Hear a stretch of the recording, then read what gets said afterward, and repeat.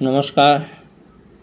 আমাৰ অসমৰ বাংলাদেশী মিয়া কিয় ইমান সাহস পালে?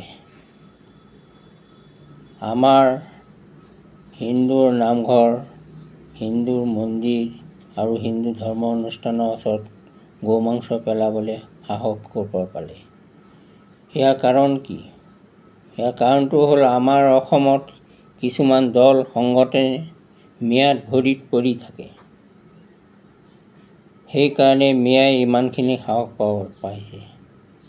কংগ্ৰেছ দলে মিয়াৰ ভৰিত পৰি থাকে, ৰাইজৰ দলেও মিয়াৰ ভৰিত পৰি থাকে, বীৰ লাচিত সেনাও মিয়াৰ ভৰিত পৰি থাকে, AGPও মিয়াত ভৰি পৰি থাকে।